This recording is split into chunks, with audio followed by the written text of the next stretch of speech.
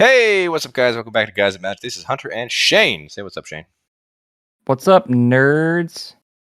We are back today, being May 26, 2022, for another edition of Spoilers. And guess what, Shane? You and I did this entire video already with Steven, except I forgot to hit record. Also, today's not 2022. It is definitely 2022. It's 2023, baby. Why? I don't know, because I'm in Twilight Zone, dog. Nothing matters. What's going on? Yeah, so I forgot to hit record. So that's great, isn't it? And No, it's really not. I also forgot that apparently I said in the last video today was going to be the last day of spoilers. That's not true at all either. So we got another day tomorrow. I just want everyone to know that we talked for 20 minutes, not recording. Let's talk about these cards, shall we? Yeah. Let's talk about this first one. Traverse the Outlands. Traverse the Outlands is 4 and a green for sorcery. It says search your library for up to X basic land cards, where X is the greatest power among creatures you control. Put those cards onto the battlefield tapped, then shuffle your library. This is a reprint. Green Ramp, dude. Seems like a good card to reprint. Except it was only $2. Well, maybe there's a lore somewhere that I'm missing. Did it need to be reprinted? I don't know. I also like one art way better than the other art, dude. The old art and the new one? Whatever the art that I can't read. That's the new one. Yeah, that one's really cool, dude. Yeah, this is a pretty cool art. Yeah. I don't know what it means in terms of D&D. Like, reminds me of the guys. Yeah, the tree people in what's that in Lord of the Rings? Lord of the Rings, dude. Little hobbits on their back, dude. Yeah, sick. Cool card, dude. Yeah, I don't think it needed to be reprinted, but I do run this in my own Lord Windgrace deck, I believe. I think I do. In your Lands Matter deck? Yeah, I'd hope so. Yeah, pretty sure. All right, let's move on to the next actual card, not a reprint. This is Windshaper Planetar, I think. No. Windshaper Planetar is 4 and a white. What would you call it then, huh? I don't know, dude, but that just sounds ridiculous. It's Planetar! Windshaper Planetar. 4 and a white for a 4/4 creature angel. It's got flash. It's got flying. It says when it enters the battlefield during the declare attacker's step, for each attacking creature, you may reselect which player or planeswalker that creature is attacking. So just mess up your opponents. You know, the first time we talked about this card, I was thinking about it's pretty cool. But so when this card's in the field, like normally, if you flash something in, let's say like that one bird, where it's like if they search your library, only search the top 3. But now that I'm reading this, it only does this effect when it enters the battlefield during the declare attacks. So once it's on the field, it's just a 4/4. It won't do that ever again, right? 4/4 flyer, that's correct. Ugh. We've seen this effect happen once before with Portal Mage, which was 2 and a blue for a 2/2. Did the exact same effect, no flying. So is 3 mana or 5 mana, it's just boosted stats, I guess, with flying? Yeah, no, it's flying. That's definitely a thing. It's definitely a body now. Yeah, I think it will see play in the Angel deck. Probably Giada. Yeah. Fits I definitely like the Mage better, but yeah. Yeah. I don't know. I say it'll see play in Giada, but that's pretty much the only spot it'll see play. It's 5 mana, save all your either attackers or blockers, yeah. Portal Mage only 20 cents, so obviously that card didn't do very well either. This will be a sense rare. All right, this next card, Caves of the Chaos Adventurer. Caves of the Chaos Adventurer is 3 in red for a 5/3 creature human barbarian. It has trample. It says when it enters the battlefield, you take the initiative. Whenever Caves of Chaos Adventurer attacks, exile the top card of your library. If you completed a dungeon, you may play that card this turn without paying its mana cost. Otherwise, you may play that card this turn. I'm not a fan of the initiative, dude. How come? I just don't. I never liked the dungeon series, and I just don't. I don't know. It's so you're get like unless you can block all creatures, you're essentially starting something in play that just like anyone could take advantage of. So unless you're completely always covering yourself, you can sometimes help your opponents. And I just don't like we talk about that. If there's ever a chance that they can help your opponent, that sounds bad. Yeah. Well, here we never really talked about what the dungeon itself does, so I'll just tell it you real quick. So when you enter it, you go into the secret entrance, which is search your library for a basic land, reveal it, put it in your hand, shuffle. All right. Okay. Then you can either go into the Forge or Lost Well. The Forge is put 2 +1/+1 counters on a target creature, or Lost Well is scry 2. After the Forge, you can go through Trap, which is target player loses 5 life, or Arena, which is go target creature. Lost Well, you can also go in the Arena, but you can go into Stash instead, which is create a treasure. After those, you can go into the Archives, which is draw a card. Or you can go to the Catacombs, which is create a 4/1 Black Skeleton creature token with Menace. And then the final part of the dungeon is called Throne of the Dead 3, which is reveal the top 10 cards of your library. Put a creature card from among them onto the battlefield with 3 +1/+1 counters on it. It gains hexproof until your next turn, then shuffle. Like the entire time you were talking, dude, imagine you get the initiative and then like a turn or two later something happens and you can't block and your opponent hits you and then they get the initiative and then they start going through this dungeon. Like you did nothing. You basically started something that helps your opponent.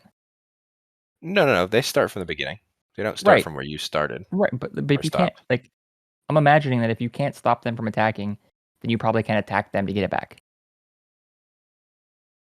Unless you have a removal. You know what I'm saying? It's like Just attack them back? What do you mean?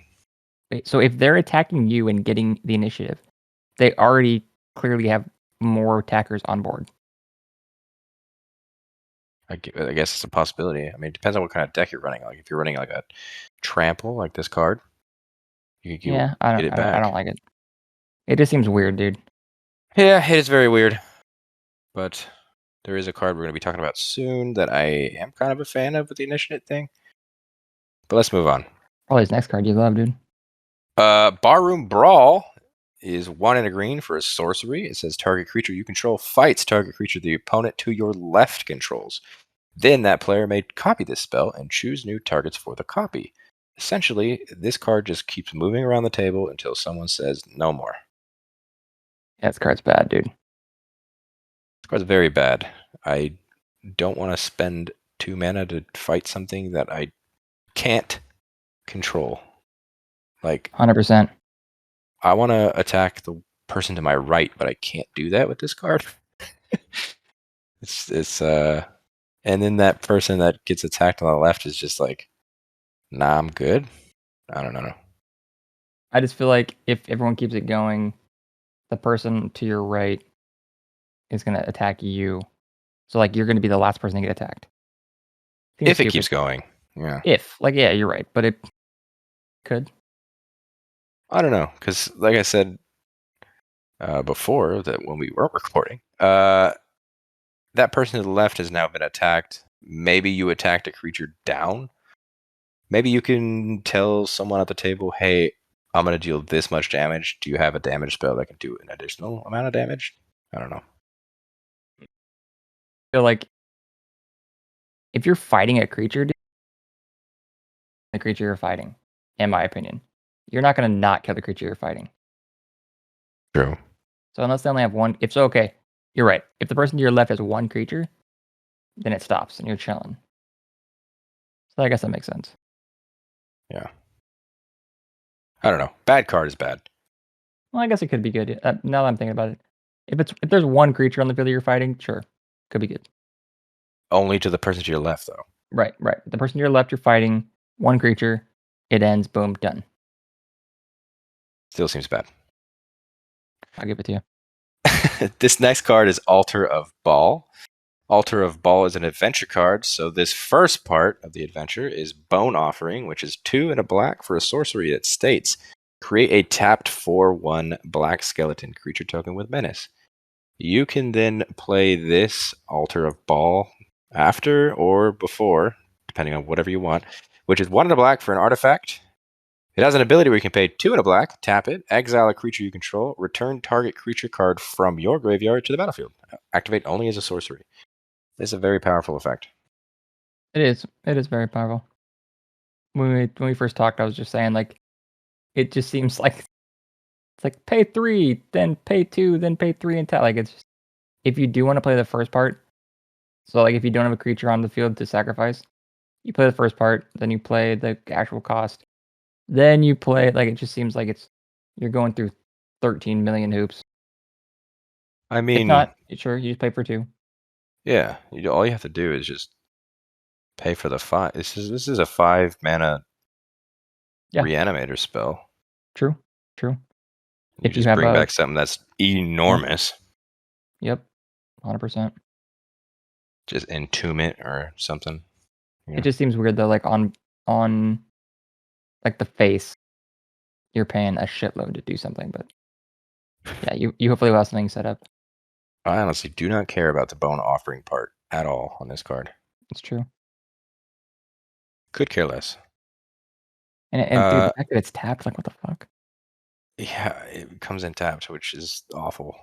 That they did that whole thing with Skeletal Swarming back a couple sets ago. Next card, Undermountain Adventurer. We got another one.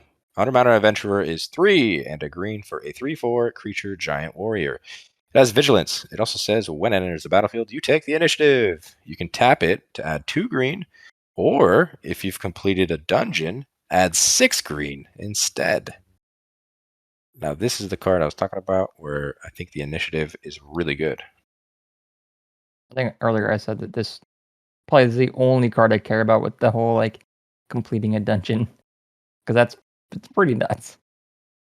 6 green mana. Yeah, Pretty good on one thing to tap. yeah. Well, and the fact that you don't have to actually even complete the one dungeon that the initiative puts you in, right? Could be anything, I guess. So Could be any dungeon. Yeah, that's true. yeah, I mean, if you're running like a dungeon theme type deck, but yeah. I don't know if that's there yet, but possible, I guess. Yeah, yeah, 6 mana is a lot. That's you can't ignore that. I like it a lot. Yeah. Big fan of this card. Big fan, big fan. Big fan. Big green stompy type thing. Speaking of big and green and stompy, we have an Elder Dragon. This Elder Dragon is called Ancient Bronze Dragon. It's 5 and 2 green for a 7/7. It has flying, and whenever Ancient Bronze Dragon deals combat damage to a player, roll a d20. When you do, put X +1/+1 counters on each of up to 2 target creatures, where X is the result. Now this is a good dragon. This is a good dragon. It's metallic, right? Yeah, Is I that don't what know, Steven dude. said? I don't I don't remember. remember what Steven was trying to say to me. I think the last time we had Steven roll a dice, and this definitely turned out good. He But you're rolled a paying 16. Yeah. Yeah, but you're paying 7. So You're paying 7, but then you're adding 32 damage or well, 32 potential power yeah, but that's and after combat. That's like the next turn. toughness. True. So like you're gonna only so let's say in a perfect world you have something that gives it haste, so it can swing this turn. But if not, you pay 7, it sits around, then you attack, then you roll. So in 3 turns you can have like a shitload of damage. You know? That's true. But green is very capable of ramping. We just 100%. saw Yeah. a card that taps for 6 Oh no, potential. I agree. I'm just saying it's it's it's something you're like telegraphing to your opponent, like, kill this creature or I will fuck you. Yeah, I guess you're right. There's that. I don't know. I haven't really been a fan of these Elder Dragons so far. The D20 mechanic is too random for me, but whatever. Unless you're rolling like ones, You're even if rolling the like dice. even anything like above 5 or whatever, you're definitely netting value, but I know what you're saying. Yeah. It's all chance, man. Yep. Speaking of chance, this next card, Vexing Puzzlebox. The Vexing Puzzlebox is 3 generic mana for an artifact. Says whenever you roll one or more dice, put a number of charge counters on Vexing Puzzlebox equal to the result. You can tap it to add 1 mana of any color and roll a d20. And you can also tap it to remove 100 charge counters from Vexing Puzzlebox. Search your library for an artifact, put that card onto the battlefield, then shuffle.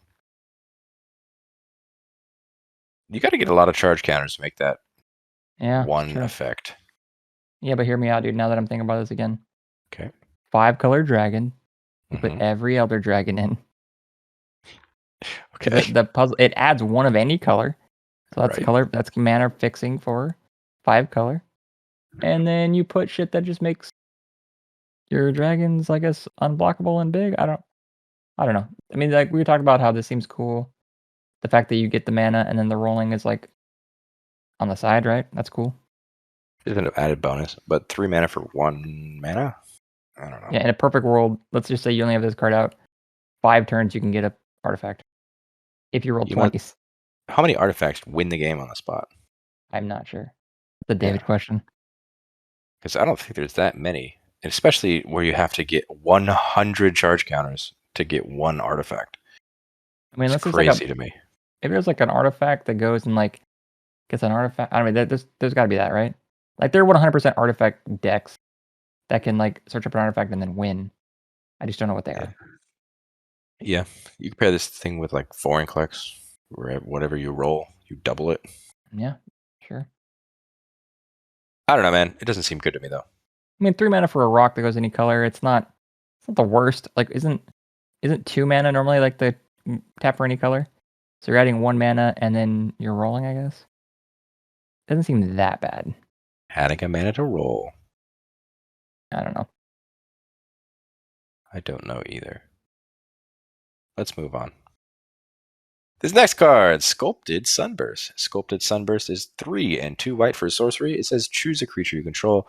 Then each opponent chooses a creature they control with equal or lesser power. If you chose a creature this way, exile each creature not chosen by any player this way. Kind of Wait. weird wording. Yeah, wait a minute. The first time you read this, I was like, yeah, whatever. But what does it mean if you you just don't choose? If you chose, then it happens. Like, if you Oh, so you don't have to have a choose, creature. yeah. So the Got sorcery it, got just it, fizzles if you don't choose, essentially, is what it's saying. got it. Okay, that makes sense. So it's not letting you board wipe if you have no creatures on board. Right. Gotcha. So you have to basically have that cat right there. Yeah, the cat that's in the bubble. Gotta Okay. protect itself. I don't know about this. I mean, unless you're running like, let's say, Tokens. tokens, I guess, or like arcades, like I do. 0 power. That's pretty cool. Yeah. I don't know. I don't know if I like it. Not a big fan of letting my opponents keep something, but I guess if it's 1 or less, then it's not that bad. I think it's still pretty bad. It's definitely not great. I'll just play 4 and Definitely like wipe the. not great. I'll play 4 and wipe the board, dude. That's way better. Yeah. All right. And this last card is the final Elder Dragon. This is Ancient Gold Dragon. 5 and 2 white for a 7/10. It has flying. It says whenever Ancient Gold Dragon deals combat damage to a player, roll a d20. You create a number of 1/1 blue fairy dragon creature tokens with flying equal to the result. I think I like the green one better. I don't know. I don't think I really like any of these. Yeah. I think my only comment on these dragons was the red, the white, and the black. I can put in Kalia. Yeah, these seem really good in Kalia. Because, Yeah. surprise! Dude, for free, I'll hit you for 7 and roll a dice. This could be like your drag. Okay, you know what? I like this card for Kalia a lot. Actually, I thought about it again. Yeah, I think you should add these to Kalia. It'd be pretty Yeah, sweet. I At hit you least for one of them. 7. At least Roll the one of them. dice, Take them out. Take out dude. your I can banned card. I could be like your dinosaur deck, dude. I hit you with this, and I get like a bunch of 1/1s. My dinosaur deck doesn't make 1/1s. It makes a potential of a shitload of real dinos, but I get what you're saying. Well, I mean, and honestly, dude, they're basically 1/1s because we're just gonna wipe the board. It's true. I get sad. They could be 12/12s. They could be 1/1s. They're gonna die. Yeah, true. But this is definitely okay. If you're not paying the 7 and you're cheating this in with Kalia, this seems like a super strong card. I agree. Yeah. Like anytime you could cheat in giant spells, usually pretty good. Yeah. Tapped and attacking. So then I'm gonna tap in it. So it comes in after blocks are declared, right? Or am I wrong? I think I'm wrong. No, No, it it's before. jumps in before blocks. Yeah, you're right. You're right. Okay, so I don't get to guarantee roll whatever. This could be a good card. But a I'm not flying 7/10 Yeah. usually is pretty good. It's pretty good. It's pretty good. I'm not gonna cast this and just sit on it for a turn though. That seems bad. Yeah. Yeah. That's it. That's it. That's it. That's all That's the it. spoilers That's today. it. We did it. Again, we did it again. We did it again. Yeah, I'm so proud of us. Yeah. Hope you guys liked this video. Hit that like button if you did. Don't forget to subscribe to the channel if you haven't already. Comment down below telling us what your favorite was from today. Shane, do you have a favorite? I don't know.